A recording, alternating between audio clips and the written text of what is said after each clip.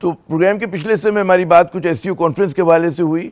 अब जरा हम फोकस करेंगे पाक भारत ताल्लुकात। ज़ाहिर है कि बड़ा इंतज़ार था कि भारतीय जो वज़ीर ख़ारजा आए हैं वो क्या पैगाम लेकर आएंगे, क्या उन्होंने तकरीर की। हमारे साथ हुमा बकाई साहिबा मौजूद हैं, उनसे पूछते हैं ये जो आज तकरीर की जयशंकर साहब ने, उसमें उन्होंने कहा जी मतलब है 3 चीज़ों को उन्होंने तस्करा किया, टेररिज्म का, एक्सट्रीमिज़म और सेपरेटिज़म, और कहा कि जी इन जलहदगी पसंदी जब तक इन चीज़ों के ऊपर एक मजबूत जो है पोजीशन नहीं ली जाएगी तो बात नहीं बनेगी।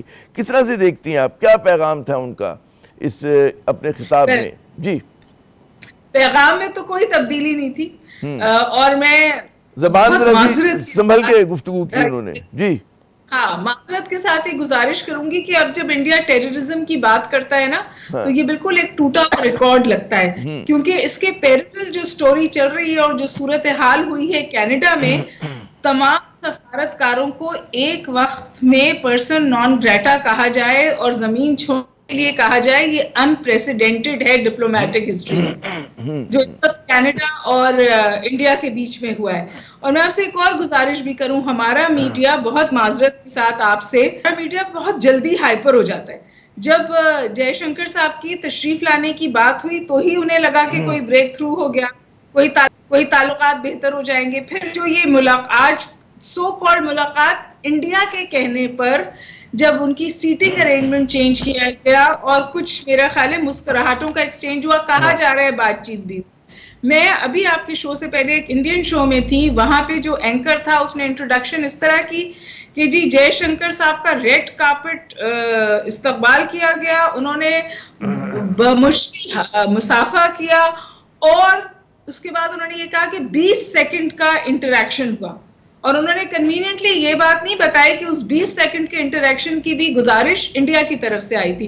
तो मैं देखिए ये इस तरह से हाइपर हो जाना जी कि कोई ब्रेक थ्रू हो गया है, कोई बात है। अगर आप आज न्यूज देख रही होती और हम मुझ जैसे खाकसार का प्रोग्राम देखती तो हम तो शुरू से ही बात कह रहे हैं कि कोई ब्रेक थ्रू नहीं हुआ, और जबकि उन्होंने खुद शायद एक वेवलेंथ पर हैं। लेकिन देखिए हमारे यहाँ, मैं आपसे जहां से भी बात हो रही थी ना, हम इंडिया से ट्रेड करना चाहते हैं, ताल्लुकात बेहतर करना चाहते हैं, it takes 2 to tango।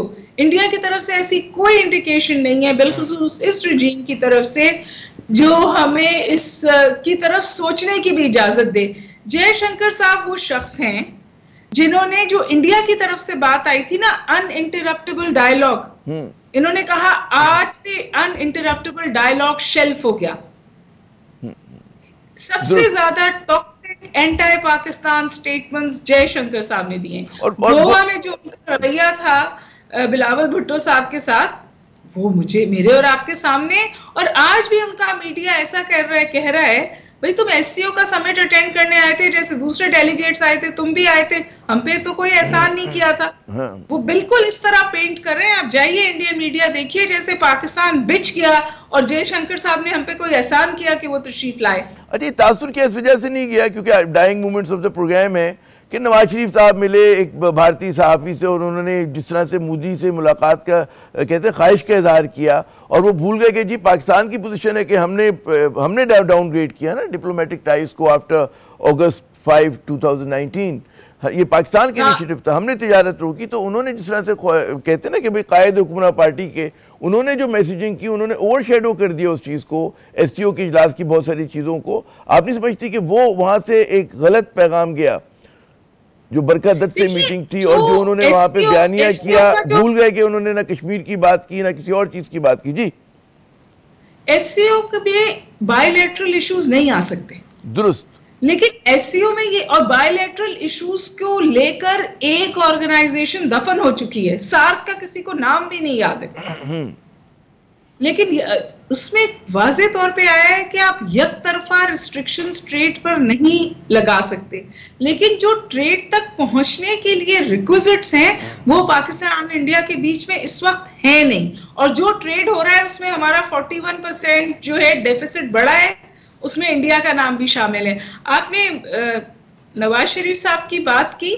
Nawaz Sharif साहब का नर्म गोशा है इंडिया के लिए और वो बिजनेसमैन हैं, उनकी एक कॉर्पोरेट थिंकिंग है, लेकिन सोच अच्छी है, लेकिन जमीन पर ऐसे कोई अवामिल नहीं है कि ये सोच आगे बढ़ सके। बिल्कुल, आपने बिल्कुल दुरुस्त कहा, जमीन पे ऐसे अवामिल नहीं है। बहुत शुक्रिया उमा बकाई साहब, आपने कीमती वक्त दिया। यकीनन वो जो कहते हैं कि हमारे बाद सियासतदान जिस तरह की बेसब्रा करते हैं, उसकी कोई ग्राउंड पे ज़मीनी कोई उसकी हकीकत नहीं है। और पाकिस्तान ने जो पोजीशन ली हुई है कि जनाब जब तक आप अगस्त 5 2019 के कश्मीर में लिए गए इक़दाम को रोल बैक नहीं करते, आपसे मामूल के ताल्लुकात नहीं हो सकते भारत के साथ। यही पाकिस्तान की पोजीशन है जिस पर कंसेंसस है।